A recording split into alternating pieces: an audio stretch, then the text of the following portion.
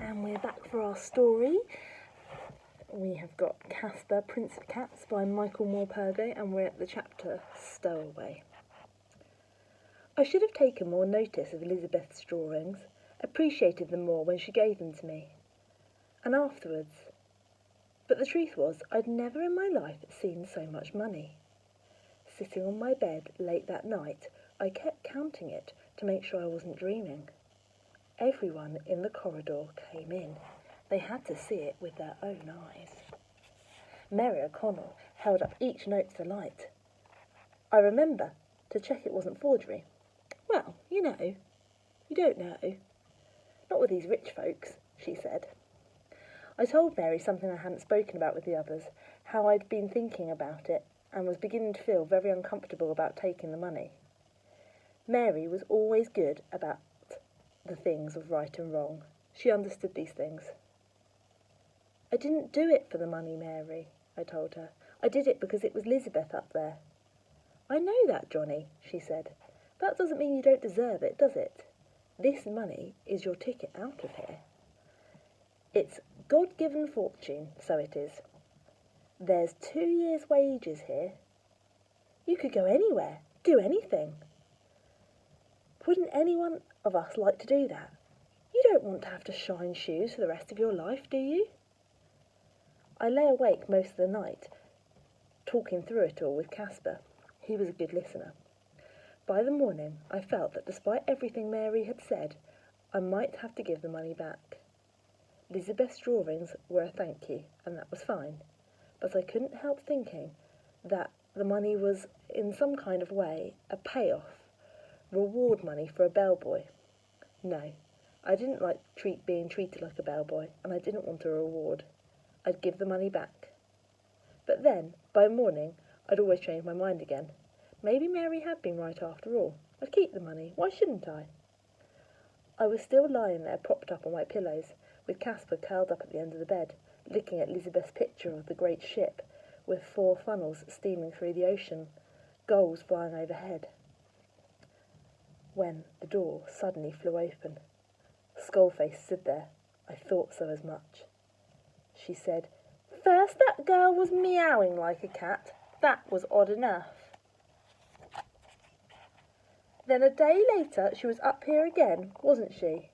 But this time up on the roof, just outside your window. Strange that. Strange sort of coincidence, I thought. Do you know something, Johnny Trot? I don't believe in coincidences.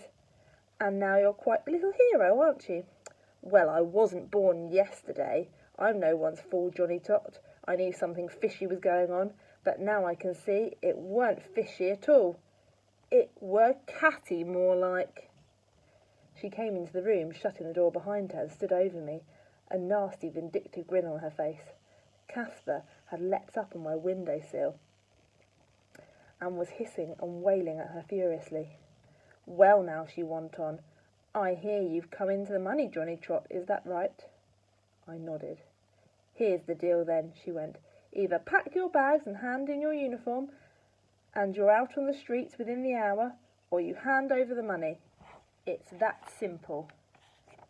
Hand the money and you can stay. I'll even let you keep your horrible cat up here for a while. There, I can't be more generous than that, can I?" A few moments later she walked out of my room, tucking the envelope in her pocket. I was almost grateful to her. After all, she'd made the decision for me. I sat down on my bed, where Casper soon joined me for some petting and reassurance. I was thinking things through. I was no poorer than I had been before it had all happened, and now at least I had her word, for what it was worth, that Casper would be safe for a while. I still had my job. I felt a great sense of relief, but that was very soon overwhelmed by a wave of sadness. All too soon now, Lizabeth would be leaving and sailing back to America. "I'm going to miss her. We're both going to miss her, Casper," I said aloud. "We won't miss the money. We never really had it, did we? But we will miss Lizabeth. What are we going to do without her?" I shouldn't have said anything. Casper must have understood enough, or maybe he just picked up on my sadness. I don't know. But either way, it seemed clear to me that as the days passed that he understood all too well that Lizabeth would soon be going. After the very public rooftop rescue, It had been in all the papers too. Lizabeth had the perfect excuse now to come up and see me often, even for us to be seen talking in the lobby. So at least we were able to spend more and more time together during those final days. Time and again I was tempted to tell her about how Skullface had blackmailed me and taken her father's money, but I thought how angry it would make her, and that it would be too much to expect a young girl of that age to keep quiet about such a thing. So I didn't tell her anything about that. But I did tell her things I'd never told anyone else. About my life in the orphanage in Islington, about Harry the cockroach that I'd kept as a pet in a matchbox, about Mr. Wellington, who was supposed to look after us, but hated children so much because he'd cane us so often for the slightest thing. He caned me for keeping Harry, then he took him away and stamped on him right in front of my eyes, in front of all of us. That was what made me run away in the end. I'd often thought about it before, but never dared. I told her how I wandered the streets of London for weeks, living rough, before finding work as a bellboy at the Savoy. And of course she wanted to know all about the Countess Kandinsky. I told her my dream of finding my mother one day. I told her so many of my hopes and dreams.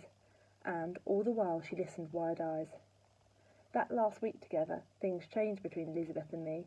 From the moment we were sitting up on the roof holding hands and sharing our fear, she was no longer a little rich girl from America, and I wasn't a 14-year-old orphan from London. We had become proper friends, best friends. She no longer gabbled on all the time about herself, or about Caspar, as she had when I'd first known her. She asked questions, and she wanted answers. "We haven't got much more time together," she said one morning, "so you have to tell me everything, because I want to remember everything about you, and about Caspar, forever." And we'll pick up on the rest of that chapter tomorrow.